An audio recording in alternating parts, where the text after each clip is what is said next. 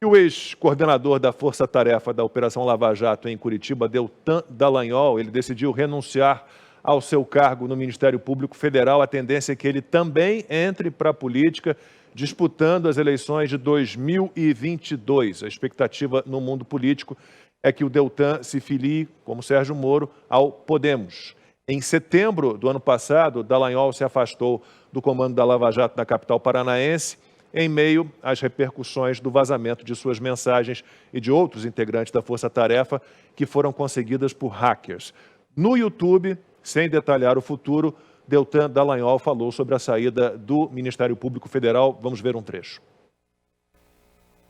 Creio que agora eu posso fazer mais pelo país fora do Ministério Público, lutando com mais liberdade pelas causas em que eu acredito. Às vezes é necessário dar um passo de fé na direção dos nossos sonhos. Eu tenho várias ideias sobre como que eu posso contribuir e eu serei capaz de avaliar, refletir e orar melhor sobre essas ideias depois de eu sair do Ministério Público. Assim que essas ideias se concretizarem em planos e ações, eu vou compartilhar com vocês por aqui, porque a transformação só virá pela soma dos nossos esforços. Neste momento, eu quero que você guarde isto na sua mente e no seu coração. Nós podemos sim transformar o Brasil por meio do exercício da cidadania, do voto consciente e da participação de cada um de nós na solução dos problemas sociais. Ana, começo essa rodada de comentários por você. Olha, Lacombe, tem você vê que o próprio discurso aí já é um discurso muito ensaiado, infelizmente, né? Deltan, muito importante também na Operação Lava Jato, já fizemos aqui todas essas ressalvas.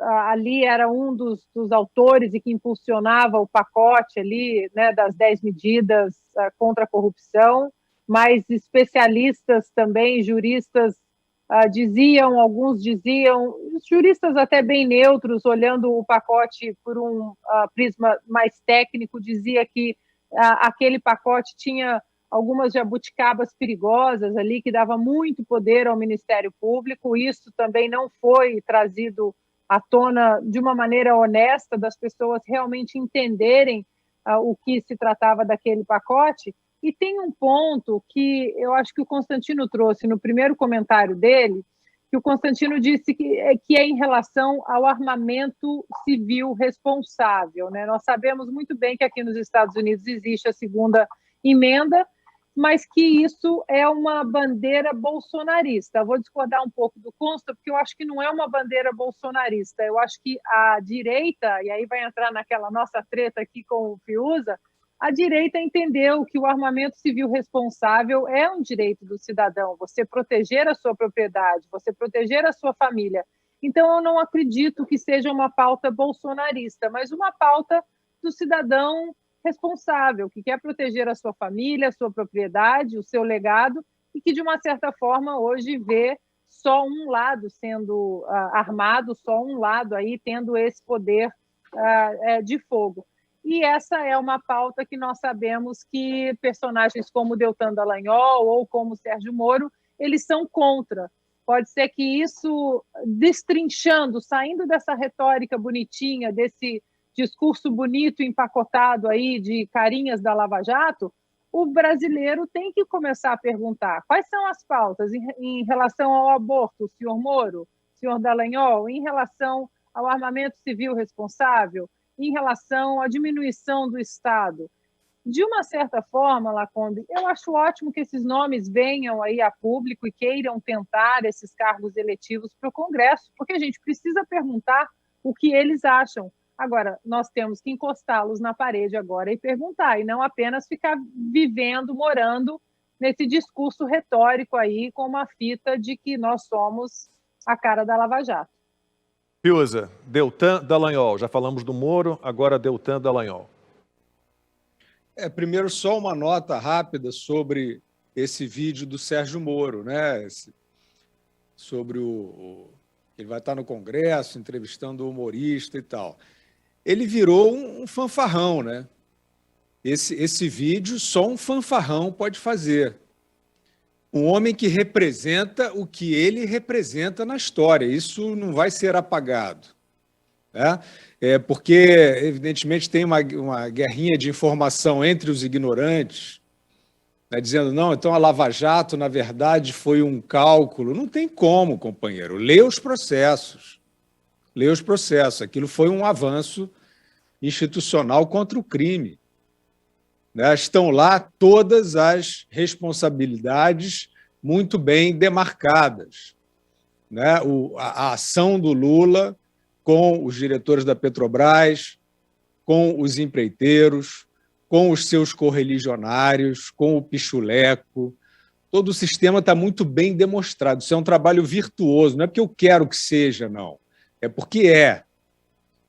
E como é que um personagem com esse nível de austeridade, com esse nível de rigor, aparece num momento gravíssimo da história brasileira e mundial, no momento em que tudo que nós precisamos é de homens, né? de pessoas com grandeza, com capacidade de doação, de sacrifício. Ele fez isso, né? Na sua vida durante um bom tempo. Como é que ele aparece agora dizendo que vai ver se o humorista é candidato mesmo ou não? É um palhacinho, né? Não sou eu que estou chamando, ele está se apresentando como um palhacinho, um engraçadinho, né? Um garoto de fanfarra, num momento que não tem nada a ver com isso, é um momento dramático da vida nacional. É o momento em que o país precisa de gente grande, o país precisa de gente entendendo o que é o espírito público. Parece que isso acabou, né? Porque aí, Lacombe, para passar só para o Deltan, eu digo o seguinte, a diferença entre um estrategista e um oportunista, ela está ficando cada vez mais difícil de se perceber. Então, o que a gente tem visto aí durante a pandemia, governadores, né? Eu vou citar aqui o João Dória, né? Que vinha com essa indumentária toda, é um cara, um empresário, né? Aí poderia ser identificável aí, né? Com o sujeito, né, que defende o capitalismo, que defende o setor privado, sei que, liberdade de empreender. Como é que, né, onde é que estava o erro na figura do Dória? Não dava para achar. Apontando né, os problemas do PT, as malandragens do PT, tendo coragem dentro do PSDB até de colocar ali as palavras certas, né? Os ladrões, o Lula, ladrão.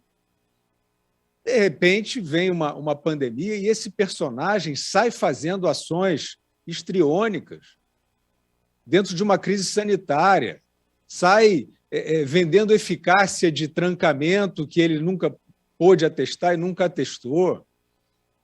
Coisas muito sérias. Sai vendendo eficácia de vacina, que depois os fatos desmentem. Então, nós estamos nessa epidemia de oportunismo barato, né? E tem aquele governador, Eduardo Leite, a mesma coisa.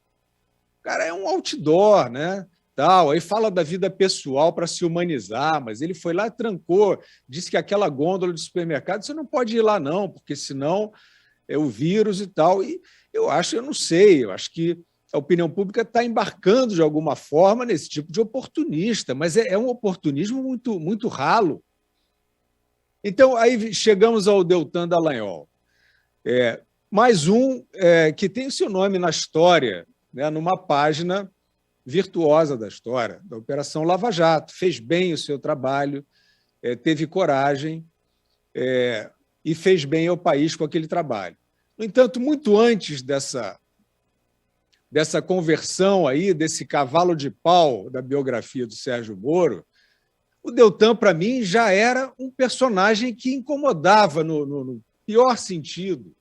Porque, assim, um homem que apresenta espírito público, que apresenta coragem, que apresenta competência, eu torço por esse cara, né? Eu torço por esse homem, por essa mulher, né? Por essa pessoa, porque são fundamentais.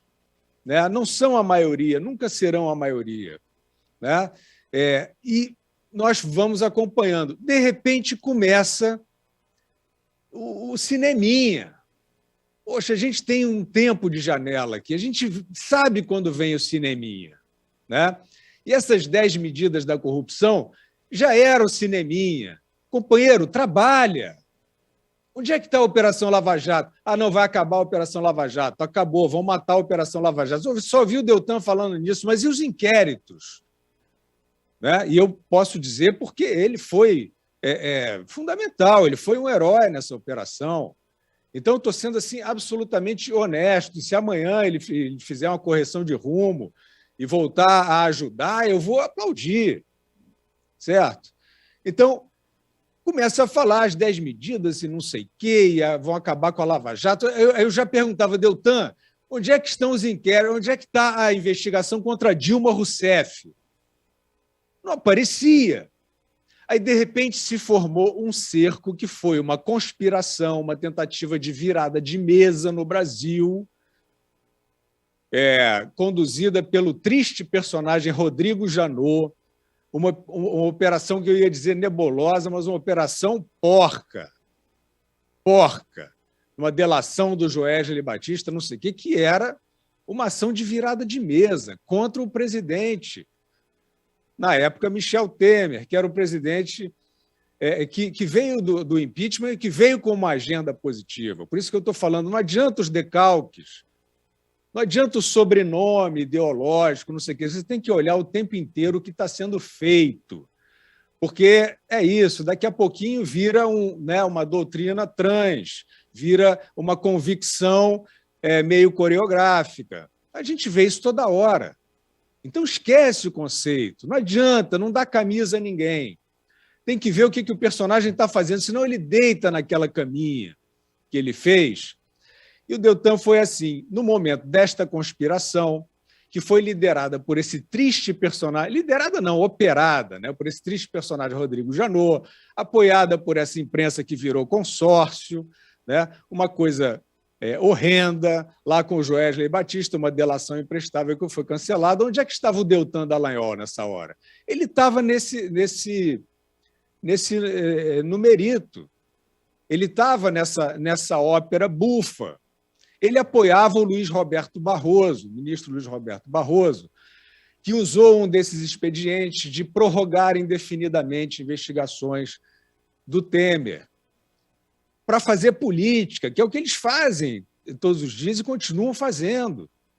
Né? Hoje é outro presidente. Aí eles acham, não, o problema é o Bolsonaro, não sei o quê, mas olha lá, eu cito sempre isso. Olha o cerco que vinha do STF contra o então presidente Temer, que estava tocando uma agenda liberal, uma agenda, enfim, de desintoxicação do petismo. Não é isso? E esses personagens atrapalharam muito, e o Deltan estava apoiando. Ele é um seguidor do Luiz Roberto Barroso, ele mesmo se orgulha disso. Era um seguidor do Rodrigo Janot. Aí ele aparecia na Zona Sul do Rio de Janeiro, naqueles convescotes de subcelebridade, né, desculpe, Dallagnol, já fazendo política, já fazendo uma politiquinha rasteira. E não é assim, Lacombe, que se você quer ter um efeito da sua ação pública, não é essa pequena política que se faz. Isso você vai ter aí uma claque de distraídos ou de desonestos atrás de você. O que te dá expressão política é o seu trabalho de procurador. E esse trabalho sumiu porque o Lava Jato foi sucumbindo e nós não vimos mais o Dallagnol atuante ou pelo menos crítico em relação, né, à decadência da Operação Lava Jato. Já estava há muito tempo fazendo política. Constantino, antes de passar para você, rapidamente, acabou, eu recebi uma mensagem aqui de uma crítica de um desembargador ao Sérgio Moro, mas ele acabou de mandar a mensagem dizendo não, melhor você não comentar, fica entre nós. Então agora são 9h24, horário de Brasília. Constantino, Deltan Dallagnol. Deltan Dallagnol, né? Vamos lá. Primeiro lugar, a visão política, que é desconhecida, porque ele tinha um quadro técnico dentro do Ministério Público, né? E assim como o ex-ministro e ex-juiz Sérgio Moro, à frente da Lava Jato, como procurador, ele estava ali olhando o as provas, né, as evidências. Então, de novo, o político, se é que ele vai ser candidato, e tudo parece indicar a deputado federal pelo Podemos lá no Paraná, né, ninguém conhece o pensamento dele. O que a gente pode espremer um pouquinho aqui, um pouquinho acolá, e nesse tipo de show que o Fiuza descreveu muito bem, né, é que ele tem aquilo que, e eu entendo toda a crítica do Fiuza para não usar o rótulo que é tudo que alguém quer, para não ter que olhar os atos, mas ele se identifica com aquilo que se convencionou chamar progressista, né? Então, ele, de novo, ele é um tucano que tem uma bandeira ética que para ele é uma bandeira importante, né? O combate à corrupção, mas um pensamento de esquerda. Então, veja, um nome que já está na política muito parecido é o nome do Alessandro Vieira, senador Alessandro Vieira. Não por acaso, o senador Alessandro Vieira, que lançou como balão de ensaio, deve ter sido o 47º nome da tal terceira via, né? E muito empolgou muito ali a turma dos antagonistas também, né? Ele já colocou fora de cogitação aquilo que nunca existiu para ceder ao Moro, né? Então, eles são parecidos. O Alessandro Vieira é um cara que tem uma fala séria, uma postura séria, a bandeira ética para ele é uma bandeira muito relevante, né? E um pensamento que pouca gente conhece, tudo enganou alguns ali, e depois a gente foi vendo, ops, esse cara é meio de esquerda, né? E chegou no ápice da politicagem na CPI, onde ele passou a levar a sério aquela trinca, né? O Renan Calheiros, o Randolfo Rodrigues e o Omar Aziz, porque o alvo era Bolsonaro, e ele já se colocando ali como um candidato à presidência, né? O ápice da politicagem foi quando faleceu o ator octogenário global, Tarcísio Meira, e ele colocou a morte na conta do presidente Bolsonaro, pedindo 1 minuto de silêncio. Alguém que tinha mais de 80 anos e 2 doses de vacina. Então, ali ele mostrou que as máscaras caem, eventualmente, com quem está mais preocupado com algum projeto pessoal de poder do que com o espírito público que o Fiuza colocou muito bem, né? Eu também tento separar dessa forma. Mesmo pessoas que divergem politicamente de mim, eu percebo pessoas que têm espírito público e pessoas que são oportunistas. Por exemplo, estava muito preocupado com a sua biografia. Traiu até a Carla Zambelli, deputada, que ele foi padrinho de casamento. E depois disse assim, mas o que a gente vai dizer quando recebe um convite desse, né? Vai dizer não? Se achar que não deve? Né? Acho que é uma resposta óbvia. Então, alguns estão preocupados com a biografia, outros com o país. Eu posso apontar um que até aqui não me decepcionou, né? É um certo ministro que tem uma postura que me parece aí mais compromissado com o Brasil mesmo, inclusive engolindo, às vezes, muitos sapos, né? Mas eu sou suspeito para falar, né? Então eu vou ficar quieto. Eu acho que pode haver uma preocupação legítima do Deltan Dallagnol, assim como do Sérgio Moro, de achar que dentro do judiciário ele encontrou limites, né? Porque realmente houve uma força reativa muito grande à Operação Lava Jato e a gente já sabia que isso ia acontecer. E ele acha que agora talvez ele tem que ir para o meio legislativo tentar mudar leis. Eu dou um benefício da dúvida a essa sinceridade, tá? A Gazeta do Povo escreveu um editorial muito bom essa semana, dizendo exatamente isso, falando muitos vão criticar agora que havia uma coisa premeditada desde o início. E o próprio Fiuza já rechaçou essa tese e eu concordo também. Não, as coisas não funcionam assim na história, né? As coisas vão acontecendo e as pessoas vão se reposicionando. Então não é porque se seguiu que há uma relação de causa e efeito. Eu não acho que o Deltan Dallagnol sabia que queria ser político lá no começo da Lava Jato. Agora, é óbvio que isso vai alimentar a narrativa dos monstros do pântano. Nós temos aí o tweet do ministro Gilmar Mendes, né, que foi exatamente nessa linha, tentando criar esse elo, e justo o Gilmar Mendes falando da politização da justiça, né? Olha que ironia, né? A seletividade, os vazamentos, para ele tudo já estava com uma receita pronta lá atrás para servir a um projeto político. Eu não concordo com essa tese. Eu acho que o Deltan Dallagnol estava fazendo aquilo que ele acreditava como procurador de uma operação que tem muitos méritos, né? E que ele talvez achou realmente que chegou aos limites ali, que isso pudesse servir a causa que ele endossa, e ele agora quer ir para a política. Agora, isso não faz dele alguém, primeiro, purista, segundo, de direita. Ele tem os pensamentos mais progressistas, de Estado maior e tudo mais, e é preciso tomar muito cuidado, foi o tema da minha coluna para a Revista Oeste, com o messianismo na política. Né? Eu sei que muitos usam isso. As paixões humanas, medo e esperança, são as mais exploradas por políticos. Né? Yes, we can. Quem esqueceu do Obama falando isso? Então, eles exploram isso. Né? É o medo, não, isso vai dar ruim. o que às vezes dá mesmo, olha a Argentina, olha a Venezuela, principalmente quando é receita socialista, vai dar ruim. Ou a esperança, né? Então, a esperança tem que tomar muito cuidado para não flertar com o messianismo. O Deltan tem essa pegada mais religiosa, mas a religião política, a religião secular, né, que é levar ideologia para a política, é uma das coisas mais perigosas que existem. Vide os jacobinos e, desde então, seus filhotes, né, os soviéticos e por aí vai. Veja, eu acho que há uma legitimidade nele fazer isso, desde que a gente comece a conhecê-lo como político, e aí vai quebrar alguns encantos para algumas pessoas. Tá, então ele é um tucano honesto?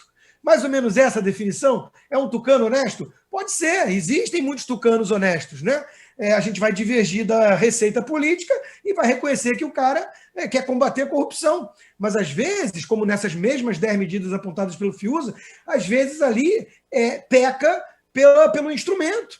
Porque e eu já perguntei isso em entrevistas ao Deltan. Eu perguntei isso. Né? Falei, vem cá, Deltan, mas e questão do Estado inchado? Porque parece que se colocar Santos no lugar de políticos, tudo funciona, mas isso não é realista. Eu estou preocupado com o tamanho da arma. Eu estou preocupado com o arbítrio do poder. Eu quero descentralizar o poder. Eu não quero que tenha só Santos lá. Eu quero imaginar que vai chegar alguém tipo Isola, um Lula, e ele não vai conseguir fazer o estrago que ele fez no Brasil. Então, como é que fica a questão das privatizações, da redução do Estado?